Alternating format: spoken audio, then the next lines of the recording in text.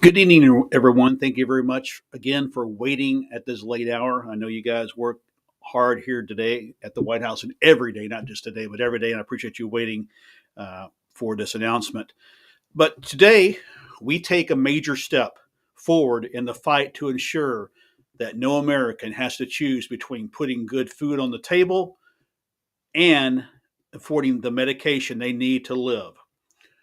You know, for too long, the rising cost of prescription drugs has placed an unbearable burden on families, seniors, and those with chronic illnesses. That ends now. Earlier today, I signed an executive order restoring a vital policy, lowering prescription drug costs for Americans. This policy was designed to put people over profits, ensuring life saving medications are within reach for everyone, not just the privileged few. By restoring this order, we reaffirm our commitment to putting the health and well being of our people first. Let me tell you what this means for everyone.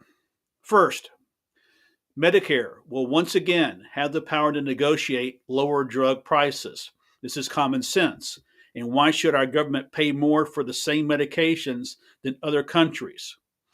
By negotiating directly with pharmaceutical companies will reduce costs for treatments that millions rely on. Medications for diabetes, heart disease, cancer, and more. And I know that you've heard some talk about uh, the termination of cancer research. Let me say this clear here tonight. Under my administration, under my presidency, we will never terminate any kind of research, any kind of health prevention, anything like that. That will never happen in my administration. Second, we are capping out of pocket prescription drug costs for seniors at $2,000 a year. For many, this will be life changing. To many seniors, have been forced to ration their medications, skip doses, or simply go without it. With this cap in place, they will no longer have to choose between their health and financial security. And they shouldn't that shouldn't be a choice. We shouldn't you're I, I think about that a lot because I have my parents are both seniors living in assisted living.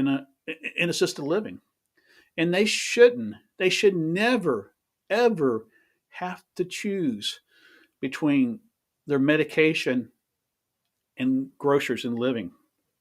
Why? And I don't understand why we're even thinking about that. I just don't get this. Third, we're increasing access to affordable generics and biosimilars.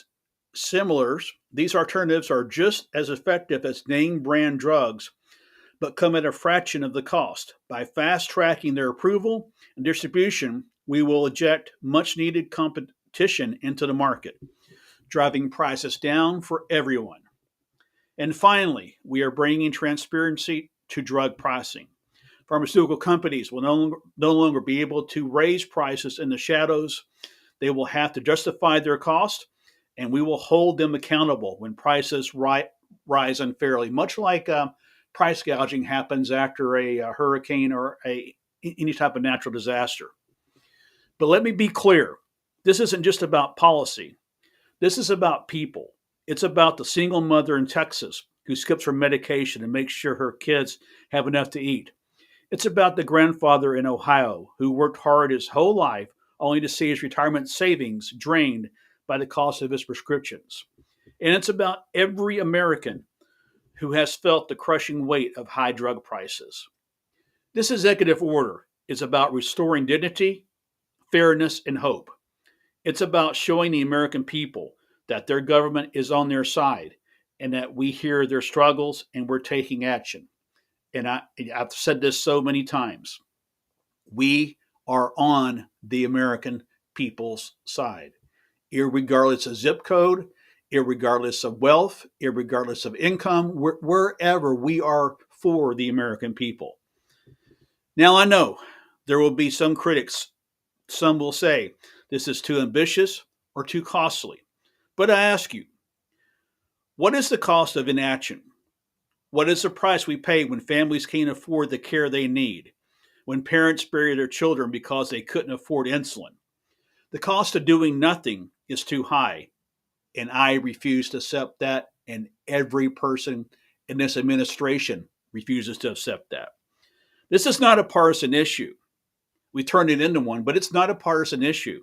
It's an American issue. It's about ensuring that every person in this great nation has access to the care they need to live a healthy, full life. As we move forward, I want to thank the tireless advocates, healthcare professionals, and everyday Americans who have shared their stories and demanded change. Your voices have been heard. Together, we will make medications more affordable, we'll make healthcare more accessible, and we will make sure that no one is left behind. And you have my guarantee on that. No one will be left behind. Thank you. May God bless you, and may God bless our troops and protect our troops. And may God bless the United States of America. Thank you all very much. Thank you, thank you, thank you.